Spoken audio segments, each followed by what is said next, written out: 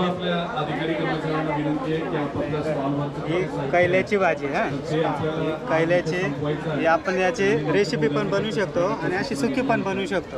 त्याच्यानंतर हा आहे बडदा, या बडद्याची भाजी याची पूर्ण अशी भाजी पण बनवू शकतो। त्याच्यासाठी ते हे असतं खाजवतं, त्याच्यामुळे हा बोंडारा हा त्याच्यामध्ये आपण हे करू शकतो। त्याच्यानंतर हे आळूचं पान आहे, आळूचे रेसिपी पण बनवू शकतो आणि पातोडे पण बनवू शकतो। त्याच्यानंतर हे आहे शेरीचे फुलं, हे शेरीचे फुलं याचे पण असे पण खाल्ले जातात, भाजी पण केली जाते। त्याच्यानंतर आहे इथे आळू, हे आळूचं पण व्यवस्थित भाजी आपण बटाट्यासारखीच पण भाजी बनवू शकतो। त्याच्यानंतर हे आहे मेका, हे मेकाची पण व्यवस्थित भाजी आपण बनवू शकतो।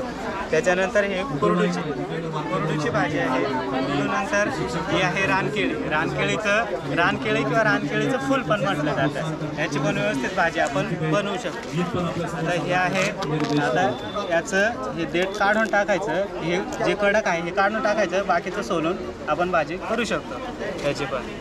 त्याच्यानंतर आहे इथे बाफळीची, ही आहे बाफळीची भाजी, बाफळीनंतर ही खुरासणीची भाजी। त्याच्यानंतर हा चाईचा मोहर, हे आहे बांबूची भाजी। त्याच्यानंतर हे पेंडारा आहे, हे काळा आळू,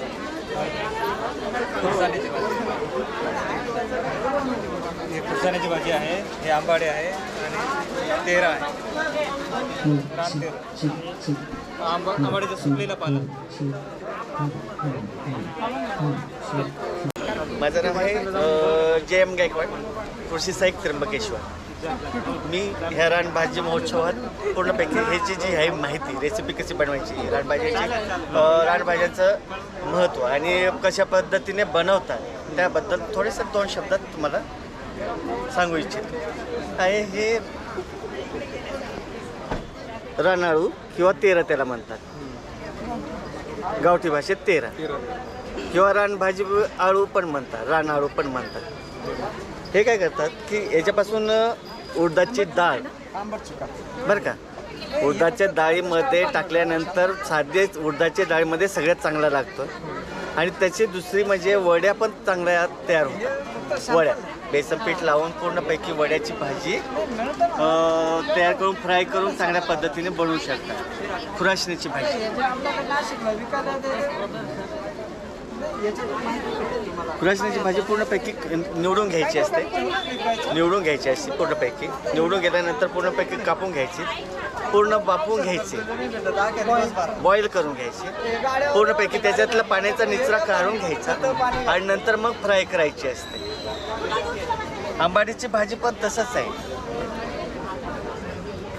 आंबाडीचा ठेचा, आंबाडीची भाजीचं डाळीत पण केलं जातं उडदाच्या डाळीमध्ये आणि साधी भाजी पण फ्राय केली जाते। आंबट जास्त प्रमाणात असल्यामुळे ती काय केली जाते, पूर्णपैकी ती बाफून नंतर त्याचं पूर्णपैकी फ्राय करून चांगली लागते।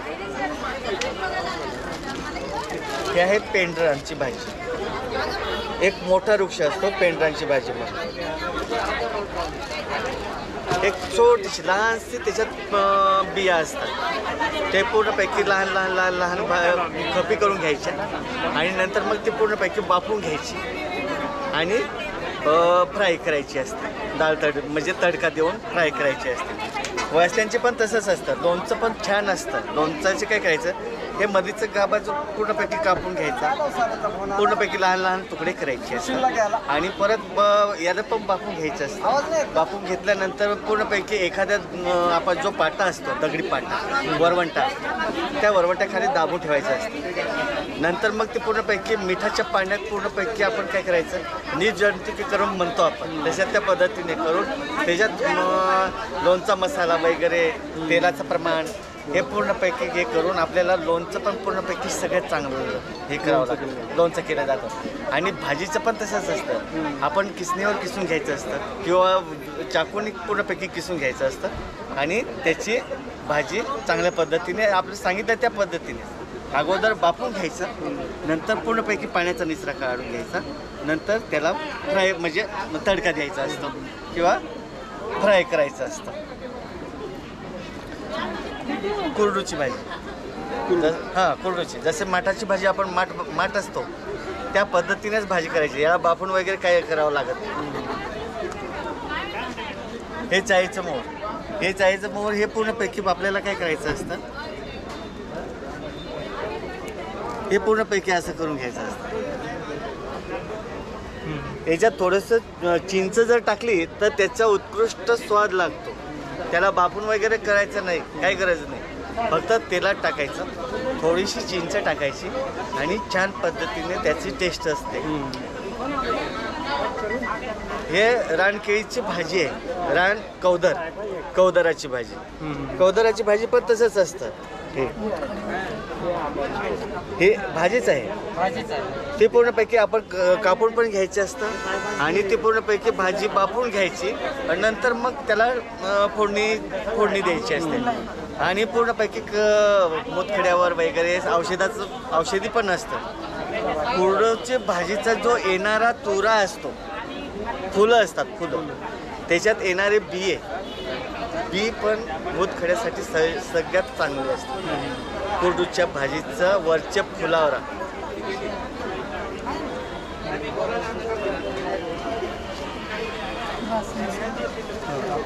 ही बाफळीची भाजी आहे. कुठली? बाफळीची भाजी. बाफळी. हां, सगळ्यात चांगल्या पद्धतीने बाफळीची भाजी करतात.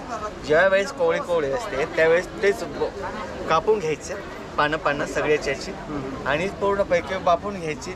म्हणजे असं कसं असतं की कोणत्याही रानभाज्या कडवटपणा असतो त्याच्यात, पण त्या बाफवल्यानंतर त्याचा जो गोडवा असतो किंवा त्याचा जो चव असते ती सगळ्यात उत्कृष्ट असते. आता ही मेकअप म्हणतात त्याला,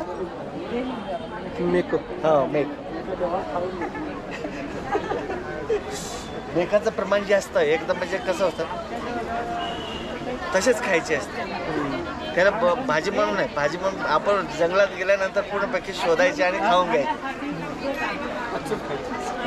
पिकल्यानंतर सगळ्यात साखर प्रमाण सगळ्यात म्हणजे 100% साखर सांगितली. साखरेचाच एक दाणा होतो त्याच्यात पूर्णपैकी.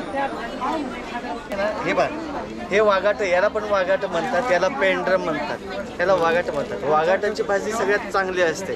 पण त्याच पद्धतीने आपण काय करायचं, फक्त कापून घ्यायचे, बिया काढून टाकायचे असतात, बाफून घ्यायचं, तेव्हाच त्याला तडका द्यायचा. कडवट भाज्या असतात पण त्यांची टेस्ट अलगच असते.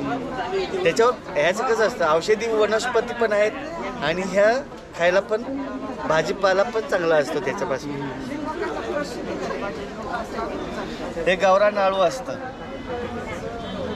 गावरान आळू म्हणजे ह्याच्यात असतात घरच्या घरी. ह्याच्यापासून असे जसे पानं असतात ना, आळूचे पाणी, जसे तेऱ्याचे पाणी तसे आळूचे पाणी. आळूच्या पानापासून मग आपण पातवड करू शकता, वड्या बनवू शकता. परत तुम्हाला जे डाळीमध्ये वगैरे करून 2-3 पदार्थ बनवता येतात. ते पूर्णपणे झाल्यानंतर हे कंद येतात खाली जमिनीत. हे कंद काय करायचे, आपण जेव्हा भाजी करायची असते ना त्यावेळेस उकळवून घ्यायचे, पूर्णपैकी सालं हे करून घ्यायचं, काढून घ्यायचं आणि आपण ठेच्यात टाकून साधं तरी चांगलं लागतं. चटणी म्हणून चटणी म्हणून पण त्याचा उपयोग होतो आणि त्याला फोडणी दिली पण त्यावेळेस पण चांगलं लागतं एकदम चांगल्या पद्धतीने. बटाट्यासारखं. हो, बटाट्यासारखं, पण ते खवखव करतं. त्याच्यासाठी जास्त उकळावं लागतं. खवखवणारं असतं कारण कच्चं असतं तेव्हा आपल्या ज्या ह्याच्यात पूर्णपैकी खवखव करणारं असतं. त्याच्यासाठी आळूचं पण बऱ्याच वेळा तसंच असतं.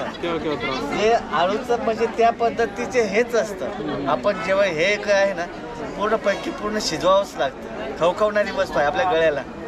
ते काय अपायकारक नाही आहे, पण आपण काय करावं लागतं, त्या पूर्णपैकी शिजूनच खावं लागतं.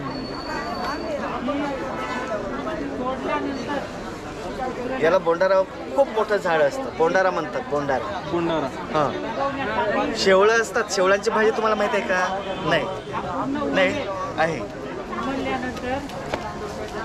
आता शेवळाची अशा पद्धतीने ते पाहिजे. समोरचे जे आहेत ना शेवळं, तुम्हाला फक्त एक फोटो काढून आणा. ते पाहिजे त्याला फक्त हातात धरायला हवा. हे समोर हां ते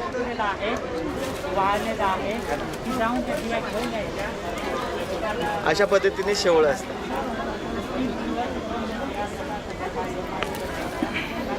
ते फक्त मे महिन्याच्या जून महिन्यातच फक्त येतं. हे संपल्यानंतर हे येते लोते त्याच कंदाला शेवळ्यांचा सीझन संपला की लोतीचा त्याच कंदापासून तयार होतं. जेव्हा आपण शेवळ्यांची भाजी करतो त्यावेळेस हे पण खवखव करणारं असतं. खूप म्हणजे खूपच. हे असतो आंबटपणा. काय असतो? आंबटपणा. हा आंबटपणामुळे काय असतो, याचा खवखवणार असणारे जी तंतुमय जे असतं ते याच्याने पूर्णपैकी विरजन असतं. हे विरजन म्हणूनच टाकतात त्याच्यात. यस.